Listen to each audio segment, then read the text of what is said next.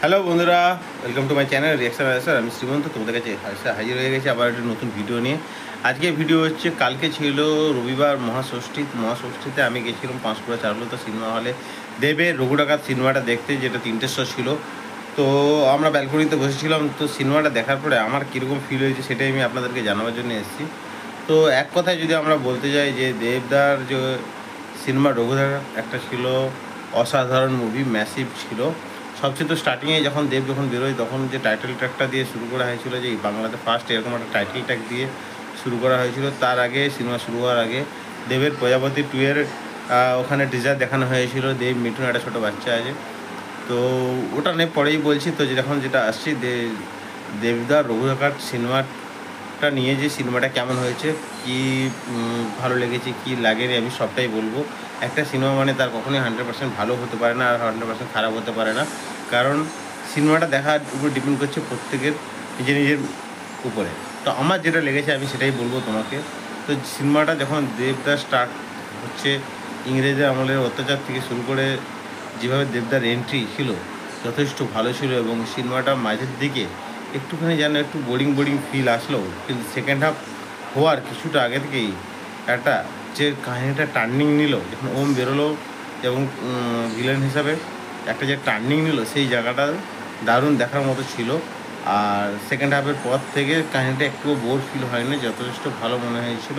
আর ডাকাতির ফিলটা, যে রঘু ডাকাতের যে ডাকাতির ফিলটা, কাহিনিটা জমাতে গিয়ে বা কাহিনিটা বিল্ড আপ করতে গিয়ে সেইভাবে টাইম দিতে পারেনি। তো একটা দুটো ডাকাতি দেখিয়েছে, তার বেশি ডাকাতি দেখাতে পারেনি। তো রঘু ডাকাত যে ডাকাতি করে ভালো কাজ করছে, এরকম 2-4টা যদি সিন আরও থাকতো, তো আমার মনে হয় সিনেমাটা আরও একটু ভালো হতো। বাকি অ্যাকশানগুলো জবরদস্ত ছিল। আর স্লো মোশন যেন একটু বেশি আমার মনে হলো, যে এত স্লো মোশন দেওয়ার দরকার ছিল না সব জায়গাতেই, ঠিক আছে। তো কারণ প্রত্যেকটা সিনকেতে এই স্লো মোশন করে যেন টাইমটা একটু বেশি বাড়ানো হয়েছে বলে মনে হচ্ছে। মাঝের দিকে কাহিনিটা একটু মানে তৈরি করার জন্যে কাহিনিটাকে যেন অতিরিক্তপূর্বক টেনে নেওয়া গেছে বলে আমার মনে হলো, যেটা কি অতটা দরকার ছিল না বললেও চলে। আর এই কাহিনীর মধ্যে যারা অ্যাক্টিং করেছে, যেমন রূপা গাঙ্গুলি ম্যাডামের যথেষ্ট মানে উনি তো একটা মানে অনেক দিন আমরা ছোটো থেকে দেখে আসছি ওনাকে অভিনয় করতে। ওনার অভিনয় নিয়ে কোনো কিছু বলার নেই, উনি অসাধারণ একটি অভিনয় করেছেন। আর ডাকাত মায়ের সোহিনী যে ছিল, ওটা প্রথম থেকেই প্রেডিক্টেড ছিল যে একটা সিনেমাতে দুটো নায়িকা তো হতে পারে না, তো একজনকে অবশ্যই সিনেমার মধ্যে কোথাও না কোথাও মেরে দেওয়া হবে। তো আলটিমেটলি সেরকমই একটা হয়েছে। এবং কীভাবে মরলো সেটা আপনারা সিনেমা হলে গিয়ে দেখুন। আমি সব বলে দিলে তো স্পয়লার হয়ে যাবে, তো স্পয়লার আমি এখানে করবো না। তো সোহিনীকে আলটিমেটলি লাস্ট একটা টাইমের দিকে মেরে দেওয়া হলো। আর ইদিকা পলকে নায়িকা হিসেবে মুখ্য চরিত্রে রাখা হলো। কিন্তু ইদিকা পলের কাহিনিটা মানে অ্যাক্টিংটা আমার অতটা জোর জবরদস্তি মনে হয়নি, বাট উনি এখন ট্রেন্ডে চলছেন, তাই জন্য ওনাকে হয়তো নেওয়া হয়েছে। আর দেবদার অ্যাক্টিং নিয়ে তো কোনো রকম বলার কিছু নেই, অসাধারণ অ্যাক্টিং। অসংখ্য মানে পরিশ্রম করেছে, এবং বাংলা ইন্ডাস্ট্রিকে এগিয়ে নেওয়ার জন্য ওনার হার্ড যে অভিযান, কঠোর অভিযানটা এখানের মধ্যে দেখা যাচ্ছে পুরোপুরি। যদি আপনারা সিনেমা দেখেন যে কতটা পরিশ্রম করছেন উনি, ঠিক আছে। এরপরেও আসছে আমাদের জিদ্দার কেউ বলে ডাকাত, কেউ বলে বিপ্লবী, কেউ বলে ডাকাত। তো এই মুভিটাও আমরা দেখবো 2026-এর দিকে।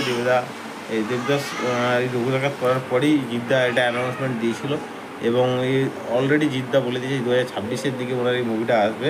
তো উনি এখন চলছে তার প্র্যাকটিস। আর দেবদা যেভাবে এগিয়ে নিয়ে যাচ্ছে, তো জিদ্দাও যদি সেইভাবে এগিয়ে নিয়ে যায়, তো জিদ্দা দেবদা মিলে আমাদের বাংলা ইন্ডাস্ট্রিকে কোন একটা উঁচু পর্যায়ে নিশ্চিত তুলে নিয়ে যাবে, যেখানে ওয়ার্ল্ড ওয়াইড সবাই বাংলা ইন্ডাস্ট্রির নাম যেরকম আগে করতো এখনও হয়তো করবে। তো ওভারঅল যদি বলেন, যদি আমার দেখে কেমন লেগেছে, তো আমি সেখানে বলবো কাহিনী সব ঠিক ছিল, সবটা ঠিকই ছিল। তো আমি 5-এর মধ্যে খুব বড় হলে 3.5 দিতে পারি। কারণ মাঝের দিকটা আমার একটু ঢিলামি মনে হলো, যেখানটাতে কাহিনী বিল্ড আপ করতে গিয়ে কাহিনী অনেক স্লো হয়ে গেছে। আর যেন একটু মনে হচ্ছিলো যে এটা যেন একটা সিরিয়াল টাইপের দেখছি। তো হাফ টাইমের আগে থেকে কাহিনিটা একটু মোটামুটি জমজমাট হয়েছে, এবং কাহিনি ভালো গতি নিয়েছিল।